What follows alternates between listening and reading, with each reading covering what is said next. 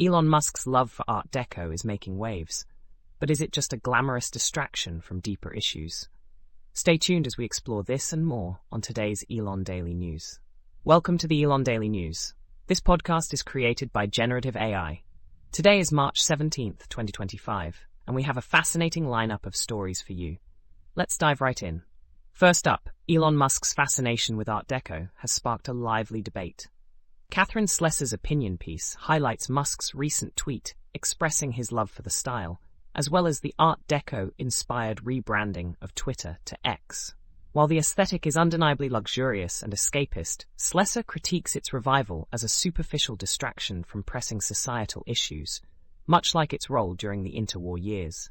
Historically, Art Deco borrowed motifs from various cultures, including Egyptian influences, to create its glamorous appeal.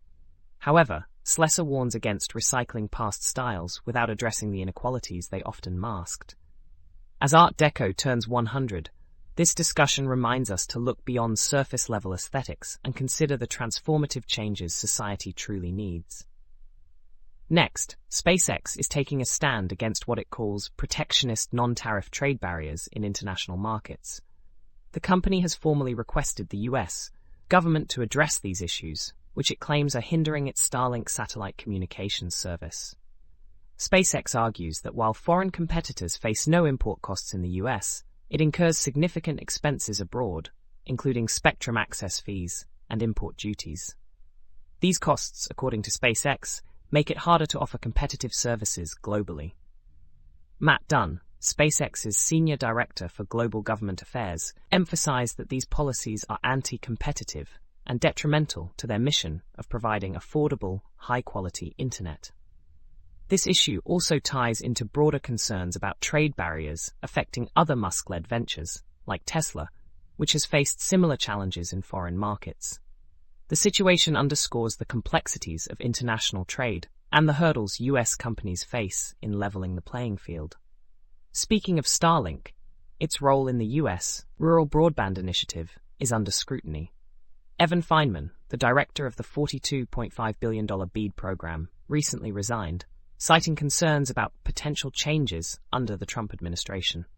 Feynman fears that a shift from fiber-based internet to satellite options like Starlink could lead to delays and poorer service for rural communities. Commerce Secretary Howard Lutnick has announced a review of the program, which has yet to connect anyone to the internet, blaming regulatory issues and alleged favoritism. Critics argue that these changes could benefit wealthy companies like SpaceX at the expense of effective broadband access.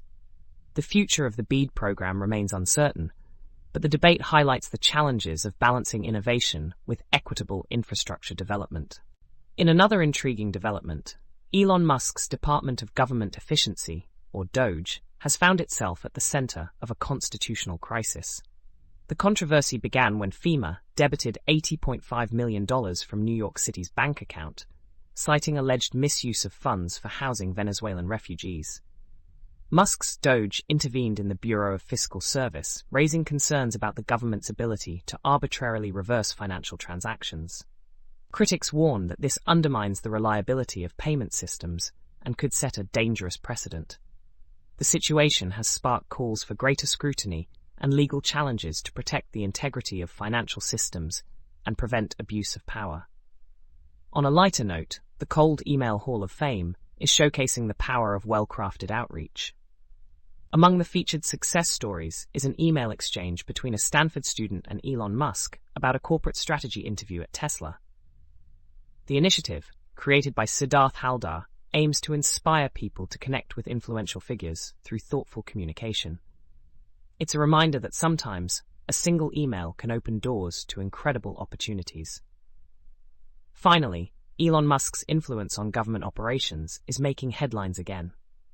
The closure of the General Services Administration's 18F office has sparked controversy following Musk's tweet amplifying false claims about the office.